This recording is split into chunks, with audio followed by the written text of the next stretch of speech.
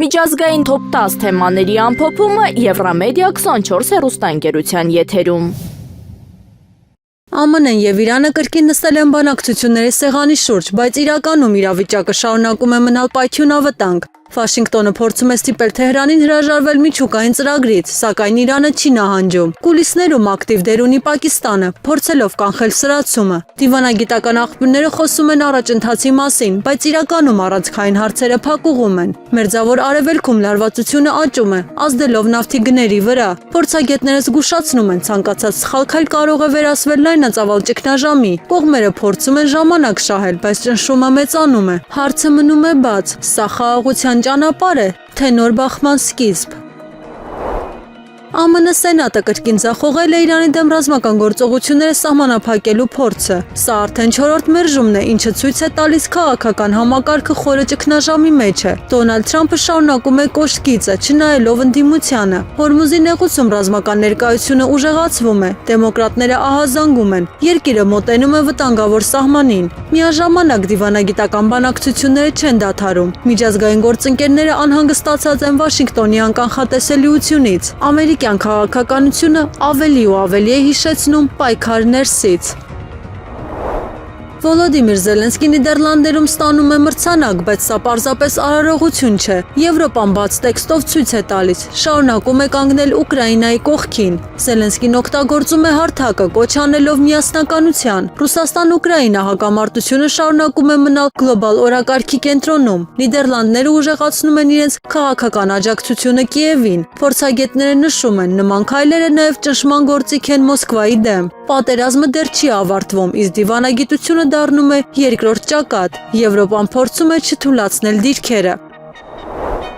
Ռուսաստանի Դաշնությունը պատրաստվում է վերադառնալ արտարժույթի շուկա, ցույց տալով, որ դեռ խաղից դուրս չէ։ Ռուբլու ամրապնդումը Մոսկվային տալիս է նոր հնարավորություն։ Ֆինանսների նախարարությունը քննարկում է շուկայի վերահսկման նոր մեխանիզմներ։ Արևմտյան պատժամիջոցները շարունակում են ճնշել տնտեսությունը, բայց Ռուսաստանը հարմարվում է։ Փորձագետները նշում են, սա կարող է փոխել ֆինանսական հավասարակշռությունը։ Էներգետիկ եկամուտները շարունակում են մնալ առանցքային գործոն։ Մոսկվան փորձում է ապացուցել, դիմադրում է ճնշման։ Տնտեսական ճակատը դառնում է նոր ռազմաճակատ։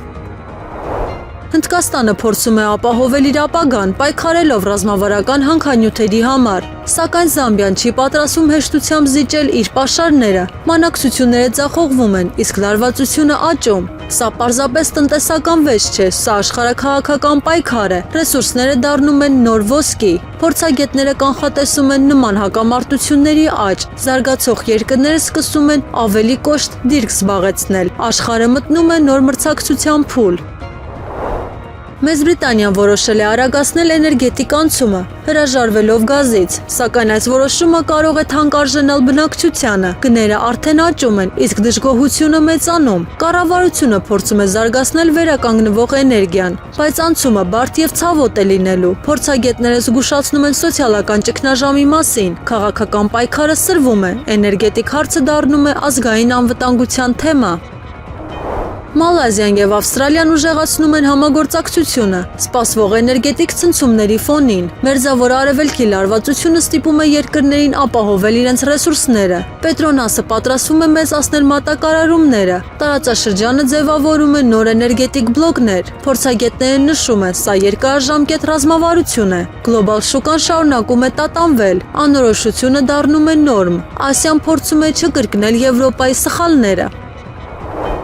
Հռոմի Պապ Լևոն 14-ը մեկնում է Կամերուն, փորձելով միջամտել հակամարտությանը։ Սա անսպասելի, բայց ռազմավարական պայքար է։ Վատիկանը ցանկանում է վերականգնել իր ազդեցությունը միջազգային քաղաքականությունում։ Միևնույն ժամանակ ԱՄՆ նախագահ Դոնալդ Թրամփը քննադատում է այս նախաձեռնությունը։ Կամերունում իրավիճակը շարունակում է մնալ պայթյունավտանգ։ Փորձագետները նշում են, կրոնական դիվանագիտությունը վերադառնում է։ Այս այցը կարող է փոխել ուժերի հավասարակշռությունը տարածաշրջանում։ Խաղը տեղափոխվում է նոր մակարդակ։ ԱՄՆ-ն պատրաստվում է նոր մաքսատուրքեր սահմանել չինական ապրանքների վրա, խորացնելով տնտեսական պատերազմը։ Վաշինգտոնը մեղադրում է Պեկինին անարդար առևտրային քաղաքականության մեջ։ Չինաստանը սպառնում է պատասխան քայլերով, ինչը կարող է հարվածել գլոբալ շուկաներին։ Փորձագետները նշում են, սա կարող է դառնալ նոր տնտեսական ճգնաժամի սկիզբ։ Միջազգային բիզնեսը հայտնվում է անորոշության մեջ։ Երկու գերտերությունները մտնում են բաց տնտեսական դիմակայության փուլ։ Ֆինանսական շուկաները արդեն արձագանքում են տատանումներով։ Հարցը մնում է. սա ճնշում է, թե երկարատև տնտեսական պատերազմ։